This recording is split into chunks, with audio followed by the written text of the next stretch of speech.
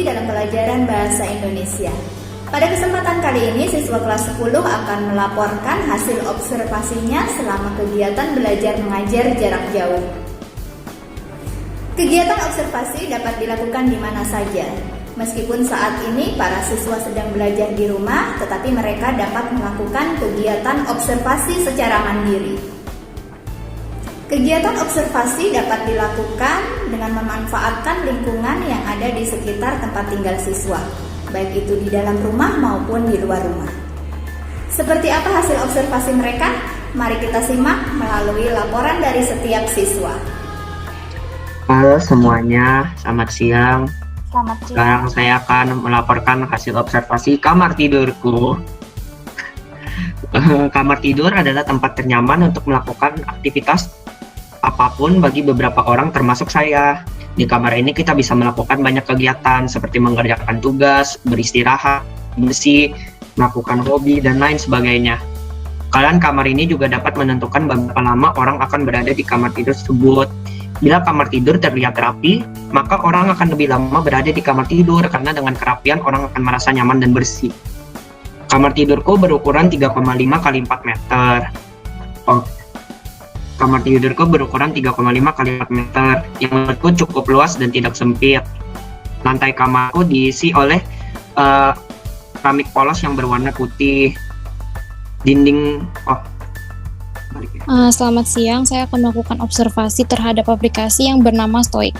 Stoic adalah aplikasi melatih mental berbahasa Inggris yang dapat di-download di App Store maupun Play Store. Di dalamnya ada beberapa fitur-fitur menarik. Contohnya itu ada journaling, breathing, visualisasi negatif, quotes, meditasi, thought, fear setting, dan ada goals. Stoic visualisasi negatif itu adalah cara berpikir kejadian yang terburuk. Di situ kita harus membayangkan kejadian terburuk menimpa diri kita. Contohnya kehilangan rumah, kehilangan keluarga, kehilangan indera penglihatan, kehilangan kemampuan berbicara, berjalan, dan lain-lain. Setelah kita berpikir seperti itu, kita harus menulis tentang bagaimana kamu bersyukur atas hal-hal yang masih kamu miliki. Ada juga quotes yang bisa dibaca, fitur meditasi yang bisa diatur durasi, suara yang akan digunakan saat meditasi. Gudang merupakan ruangan atau tempat penyimpanan barang dari jumlah sedikit sampai banyak. Besar gudang tergantung gunanya. Ada gudang yang digunakan untuk keperluan industri dan ada yang untuk keperluan rumah. Gudang yang digunakan oleh perusahaan-perusahaan besar biasanya lebih luas, sedangkan gudang rumahan biasanya kecil. Di rumah saya terdapat gudang yang digunakan untuk menyimpan barang-barang lama dan tidak dapat diletakkan di dalam rumah lagi. Semua barang di tempat itu jarang dipegang sehingga terdapat banyak. Selamat siang semuanya. Sekarang saya akan melaporkan hasil observasi saya. Pandan wangi merupakan tanaman daun-daunan yang tergolong ke dalam tumbuhan monokotil dari genus Pandanus. Tanaman ini juga mudah dijumpai di pekarangan rumah, tumbuh liar di pinggir jalan maupun selokan yang teduh. Terdapat berbagai jenis pandan menyebar dari Afrika Timur, Asia Tenggara, Australia hingga Kepulauan Pasifik. Ada sekitar 600 jenis pandan di seluruh dunia. Salah satunya adalah pandan wangi. Tumbuhan ini banyak ditanam orang untuk dipetik daunnya. Tumbuhan ini memiliki ciri-ciri yaitu akarnya besar dan memiliki akar tunggang yang dapat menopang tumbuhan bila sudah agak besar. Selamat siang, Miss Mekti dan teman-teman. Sekarang saya akan melaporkan hasil observasi saya tentang ruang tidur saya. Di setiap rumah pastinya ada sebuah kamar untuk beristirahat, yaitu ruang tidur. Ruangan ini biasanya dipakai untuk tidur dan beristirahat. Namun, tak hanya untuk tidur, ruangan ini bisa digunakan untuk hal-hal lainnya seperti bekerja, beraktivitas, belajar, dan lain-lainnya. Bagi beberapa orang, ruang tidur adalah tempat yang penting karena di sana kita mendapatkan privasi yang banyak. Selamat siang teman-teman dan Miss Bekti. Sekarang saya akan membacakan teks laporan observasi tentang bunga melati. Melati merupakan tanaman bunga hias berupa perdu berbatang tegap yang hidup menahun. Melati merupakan genus dari semak dan tanaman merambat dalam keluarga Zaitun.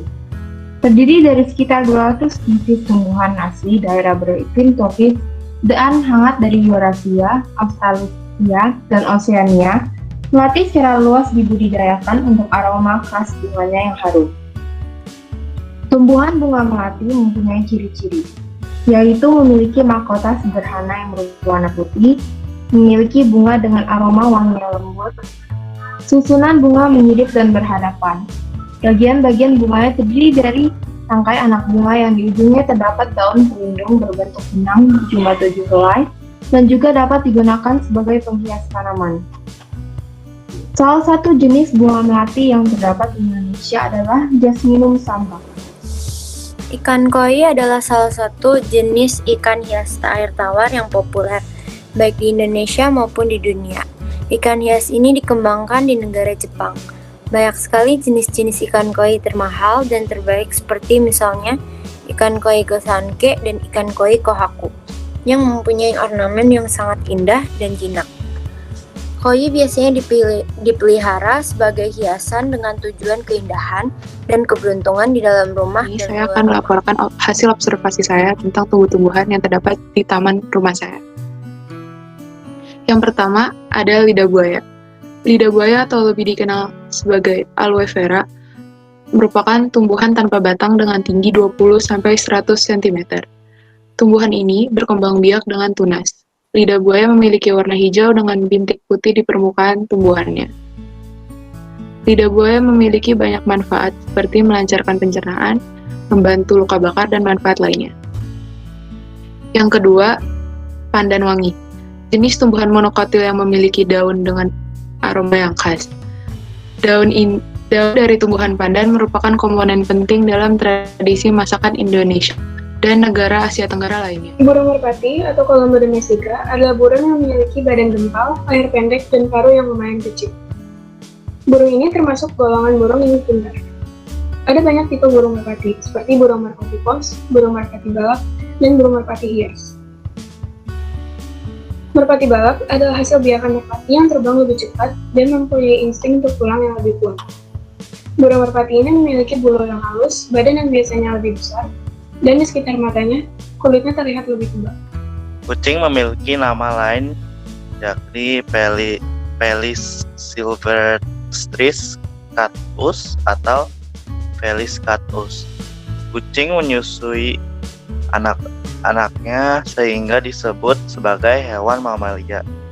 Biasanya kata kucing ditunjukkan kepada kucing yang jinak, namun tidak menutup kemungkinan merujuk pada kucing besar seperti singa, harimau, dan cheetah.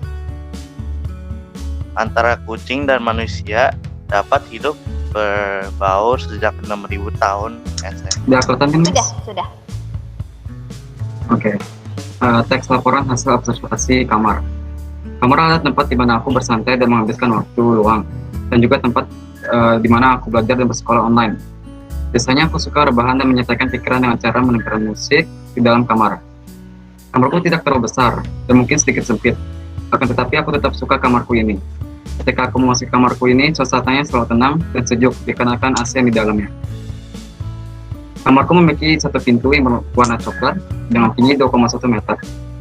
Di dalam kamarku ada 2 meja dan 2 kursi yang biasa digunakan untukku dan saudaraku untuk bersekolah dan belajar. Di sebelah kanan dinding ada rak buku yang berwarna biru yang berjajar dari satu ujung hingga ke sebelah pintu. Dinding kamarku berwarna biru muda, cerah, dan di sebelah kiri terdapat tempat tidur tingkat di mana ular adalah hewan reptil yang tidak mempunyai kaki. Ular juga adalah hewan karnivora di mana ia memakan daging tetapi tidak memakan tanaman. Hewan ini bisa saja berbisa ataupun tidak. Ular banyak dikenal orang sebagai hewan berbahaya. Rasa takut terhadap hewan itu relatif. Jadi untuk sebagian orang takut, tetapi untuk sebagian tidak. Tetapi tidak semua ular itu berbahaya. Berikut adalah salah satu contohnya. Ular sanca bola atau yang sering dikenal sebagai ball python adalah ular yang tidak berbisa. Ular jenis ini bisa ditemukan di daerah Afrika. Ular jenis ini banyak dipelihara oleh pecinta reptil. Ular ini tidak berbisa, namun ia pun juga tidak langsung menggigit saat merasa terancam. Jadi hewan ini sangat cocok untuk pecinta reptil yang baru ingin mencoba melihara ular ataupun untuk anak-anak. Oke. Udah, Miss. Punya Luis, punya ular di rumah? Punya, Miss. Wah, keren sekali punya ular. Selamat siang teman-teman dan Miss Bekti. Sekarang saya Ya. akan mendeskripsikan ceritakan apa itu sampah. Sampah merupakan barang atau benda yang dibuang karena tidak terpakai lagi dan biasanya menjadi limbah. Sampah merupakan material sisa yang kurang memiliki nilai ekonomis. Sampah sendiri bisa berasal dari manusia, alam, pertambangan, dan lainnya. Sampah menjadi salah satu masalah serius yang harus diatasi, khususnya di kota-kota terbesar seperti Jakarta dan lain-lain. Wow, mirip. Ada tengah. Ya. F5. Dia yang pencet. Oke. Halo teman-teman, sekarang saya sekarang mau presentasi tentang teks observasi saya tentang anjing saya. Anjing merupakan hewan mamalia yang sering digunakan sebagai penjaga keamanan dan hewan yang bersosial sama seperti halnya dengan manusia. Kedekatan pola perilaku anjing dengan manusia menjadikan anjing bisa dilatih, diajak bermain, dan tinggal bersama manusia. Anjing digolongkan menjadi hewan yang dapat dipelihara dan hewan yang sangat bersahabat dengan manusia. Salah satu jenis anjing yang sangat bersahabat dengan manusia adalah anjing jenis poodle. Asal-usul tra ini masih dibahas dengan perselisihan yang menonjol mengenai apakah poodle itu berasal dari Jerman sebagai jenis anjing air atau dari Barbet Prancis, gelas, ada yang sampai boneka gede. Alfred punya berapa? Banyak. Astaga. Sekarang punyanya dulu kan 20-an, tapi sekarang udah berkurang jadi 16. Ya, masih banyak juga itu 16, mantap. Lucu yang dimasukkan ke muk tadi lucu banget yang di muk. Oke, Alfred. Terbuat dari kayu dan ada stiker-stiker, soalnya ini dulu rumahnya itu berberapa sih tuh? Banyak soalnya dulu itu kayak semua keluarga ngumpul di sini ya. Nah terus ini dalamnya yang diselimut itu sepupu aku, Miss. Oke. Kedengeran ya? Oke. Nah bisa dilihat di balik pintunya itu ada lukisan-lukisan. Jadi beruang madu adalah jenis beruang yang paling kecil dari antara 8 jenis beruang yang ada di dunia ini. Terus tinggi badannya itu sekitar 140 cm, tinggi punggungnya itu 70 cm, dan berat badannya itu bisa sekitar 50-65 kg. Siang, Mas Bekti dan teman-teman yang menonton. Sekarang saya akan mempresentasikan hasil tes eksplosi. Pada tahun 2020 ini, yang sedang berwabah virus corona atau COVID-19, ada pula orang yang sedang dalam PSBB atau lockdown, suka menghabiskan waktu luangnya untuk bermain video game, online maupun offline. Game online atau offline ini mempunyai unsur kecanduan yang dapat menarik banyak orang untuk bermain dalam aplikasi atau servernya dengan menggunakan internet. Ada yang membuat konten seperti video gaming di YouTube atau streaming di aplikasi atau platform lainnya.